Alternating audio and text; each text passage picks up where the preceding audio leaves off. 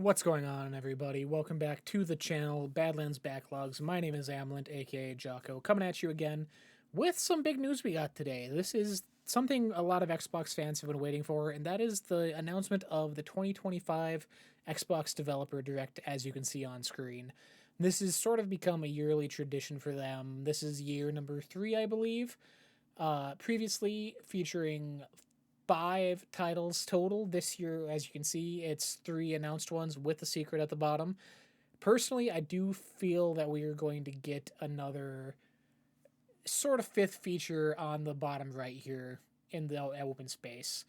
Xbox has enough titles now where they're able to do multiple things like that and give developers the time they need to work on stuff. We saw that last year with Avowed being featured in the direct for last year and then got pushed to 2025.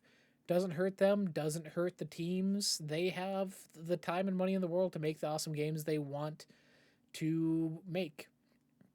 So we're going to break down our thoughts and predictions here. A lot of good stuff coming in 2025. I'm excited to dive into this and what awesome games we're going to be having this year. There's a lot that could happen. There's a lot of unknowns. There's a lot of knowns. So without further ado, let's jump in. Starting off, we have Doom the Dark Ages from id. We haven't seen much of this. We saw it, got the big reveal, at the showcase last year in June.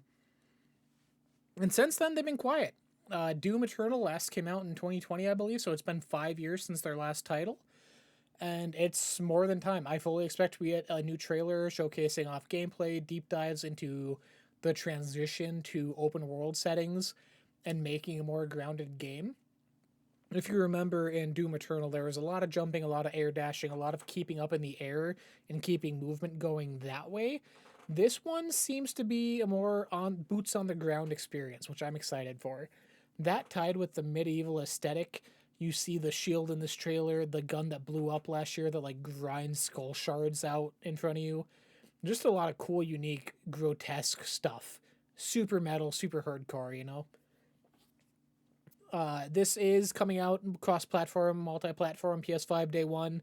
That's Xbox's way of doing things now. Make the most money you can, which I'm not going to be mad about. More people get to play cool experiences. With that, as I said, new trailer, gameplay deep dive. I do expect this to land in the first 6 months of 2025. Hopefully get the actual release date at this. If not, we'll see. Could just see a window early 2025, something along those lines. Jumping into the next project, though, on the list is from Compulsion Games, and that is South of Midnight. This was my breakout hit last year at the showcase. I love everything about this, the art style, just the charm and the care and the setting and the theme and what the story is.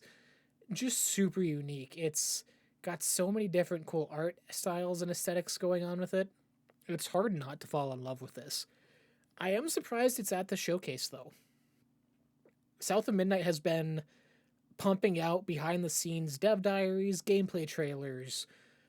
Their social team on Twitter every week seems to be dropping a new gameplay video. Like, they've put out so much about this game. I'm ready to just have it in my hands. I don't need to see more. You have it me sold. Just give me the finished product. At most, I see this getting a short trailer. I hope we get some sort of new environment setting showcased, as a lot of the stuff so far has been kind of samey, which, again, it's set in one sort of the deep south swampy area.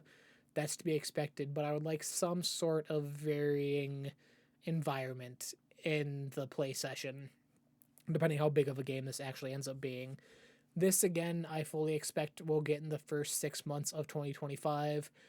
Probably a solid release date, no window or anything. Give us the actual date at the showcase. Get it out of the way. Let me get hype about this. I absolutely cannot wait. Next up is another surprise from last year's June showcase. This is Expedition 33. This is a first game from Sandfall Interactive, a French-based studio, and it has a lot writing on it. It's got a super unique story. You see this number here Each year, this woman paints a new number on this pillar, and whoever is of that age is set to die and disappear off the face of the planet. So a team goes out to kind of stop this from happening. It has a lot of star power behind it. It's got Andy Serkis, it has Charlie Cox, Ben Starr is in this. And I hope that the money to get all these voice actors didn't take away from money developing the game and working on back end stuff, working on bug fixes, working on making an overall fun experience. I see a world where this lands kind of flat across the board and becomes like Flintlock did of 2024, where it was this visually stunning game, looks kind of fun, cool combat, whatever, but it falls flat across the board, and I don't want that to happen. This looks neat. I'm so excited to try this out.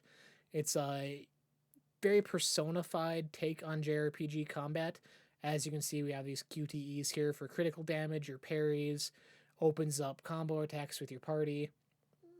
A lot to go on that could become a deep sort of gameplay loop. I'm excited to see more, see how the story pans out, and I hope this also lands in the first half of 2025.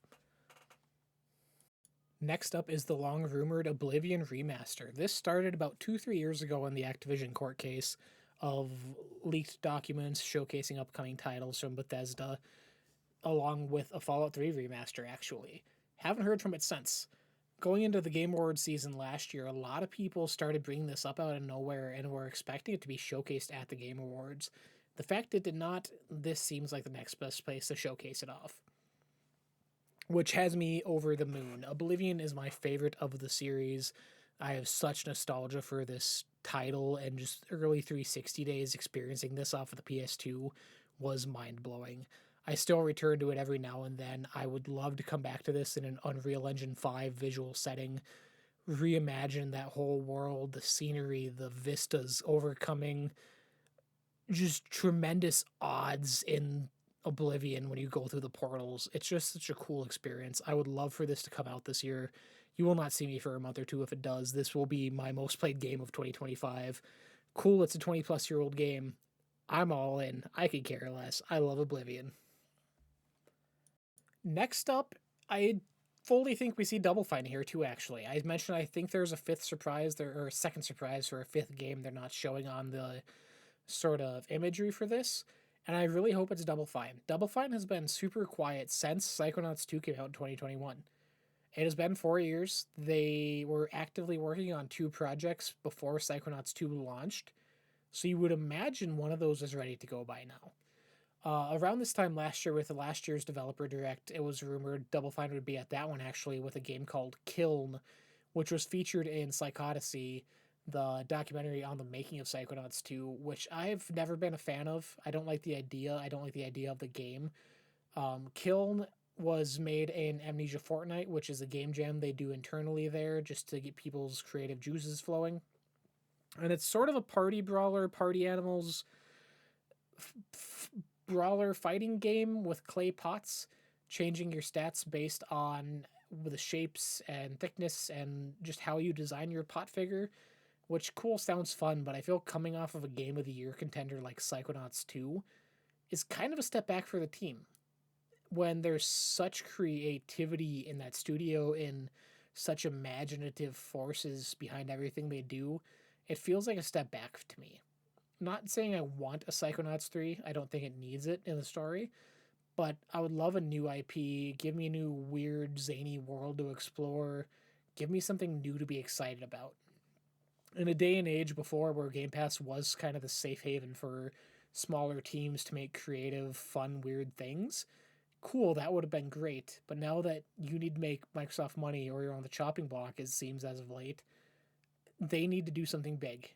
And Double Fine's weird and goofy enough. I love them. They're in my top 5 favorite studios of all time. I hope we see them this year, if not here at the June showcase. Just what is the next thing from Tim Schafer going to be? With that, let us know what you want to see at the showcase, what you think is going to be there down below. If you like this video, give us a like, follow, comment, share, whatever it is. Thank you for stopping by and checking us out.